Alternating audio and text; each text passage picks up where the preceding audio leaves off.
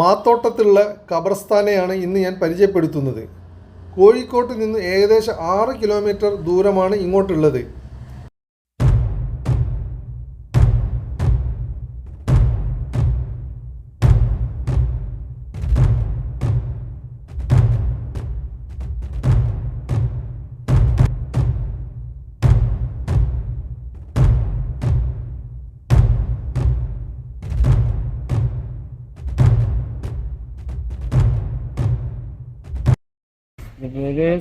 എല്ലാവരും ഇതിപ്പോ മാത്തോട്ട ഖബർസ്ഥാൻ.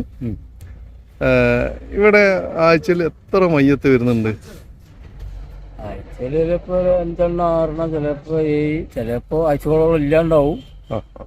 സ്ഥലപരിധി അങ്ങനെ എന്തെങ്കിലും പ്രശ്നങ്ങളുണ്ടോ? സ്ഥലപരിധി എന്ന് വെച്ചാല് ഇപ്പൊ ഇവിടെ കുറെ റോഡിന് വികസനത്തിന് പോകാനുണ്ട്. 5 ഏക്കറിന്റെ പുറത്താണ്, ഇപ്പൊ അത്രയൊന്നുമില്ല. അപ്പൊ ചിലരിപ്പോ 2ാം ഘട്ടം പൊളിക്കുന്നത്. രണ്ടാം ഘട്ടം പൊളിക്കൽ 2003 തുടങ്ങിയിരിക്കണ്. ഏകദേശം തീരാനായി. ഇനി ഒരു മാക്സിമം ഒരു 2ാം ഘട്ടം ഒരു 2 കൊല്ലം കഷ്ടിച്ച് പോകാനേ ഉണ്ടാവുള്ളൂ. പിന്നെ 3ാം ഘട്ടത്തിലേക്ക് കിടക്കും. സ്ഥലം എത്ര? 2 ഏക്കർ. 5 ഏക്കർ.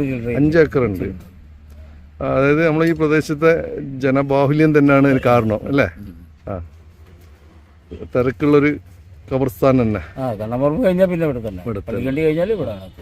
ഇവിടുന്ന് എവിടെ നിന്നൊക്കെ ഉള്ള ആളുകൾ ഇങ്ങോട്ട് വരുന്നുണ്ട്? ഇവിടുന്ന് ഇപ്പൊ നമ്മളെ പൊസിഷൻ കലായിപ്പാലത്തിന്റെ അവിടെ നിന്ന് ഇങ്ങോട്ടാണ്, അരക്കിണറിന്റെ ഇങ്ങോട്ടാണ്. പിന്നെ ഇവിടുന്ന് പുറപ്പെടുക്കെ വീടെടുത്ത് പോയി താമസിക്കുന്നവര് പല പാപ്പ ഉമ്മ മക്കളൊക്കെ ഇവിടെ ആകുമ്പോൾ അത് പല ഭാഗങ്ങളിലും, പെരുമണ്ണായാലും രാമനാട്ടുര പല ഭാഗങ്ങളിലും ഇവിടുത്തെ വരുന്നുണ്ട്. പിന്നെ ഇവിടുന്ന് മറ്റുള്ള സംസ്ഥാനത്ത് നിന്ന് വന്നിട്ട് ഇവിടെ തൊഴിലെടുക്കുന്നവരുണ്ടാവും. അല്ലെങ്കിൽ ഇപ്പോൾ ദീപാരുത് മറ്റു നാട്ടിലേക്ക് പോയി ഇവിടുന്ന് ഹോസ്പിറ്റലിൽ ചികിത്സക്ക് വന്നാൽ ഹോസ്പിറ്റലിലേക്ക് കൊണ്ടുപോകാൻ കഴിയില്ല, അല്ല വീട്ടിലേക്ക് കൊണ്ടുപോകാൻ കഴിയില്ല. ഇവിടുന്ന് മരണപ്പെട്ടാൽ അതുകൂടെ അടക്കപ്പെടും. പിന്നെ മറ്റൊരു സംസ്ഥാനത്തു നിന്നും ജോലിക്ക് വന്നിട്ടുണ്ടല്ലോ, ജോലിക്ക് നാട്ടിലേക്ക് ചിലപ്പോൾ ഓടി കൊണ്ടുപോകാൻ കഴിയില്ല, അങ്ങനത്തെ അതുകൂടെ വെക്കും.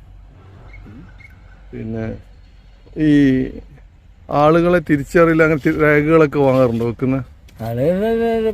ഉള്ളു പൂപ്പ് ഇവിടെ ഉണ്ടാവും. ഇനി നിങ്ങൾക്ക് കൂടുതൽ എന്തെങ്കിലും സൗകര്യങ്ങളോട് ആവശ്യം വല്ലതും ഉണ്ടോ? ഇനിയിപ്പോൾ ഇവിടെ അങ്ങനത്തെ ഒരു ആവശ്യങ്ങളൊന്നുമില്ല. എന്നെ സംബന്ധിച്ചിടത്തോളം എനിക്ക് ഏറ്റവും പ്രിയപ്പെട്ട സ്ഥലമാണ്.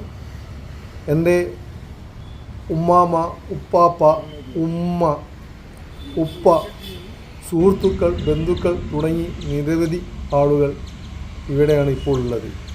അതുകൊണ്ട് തന്നെ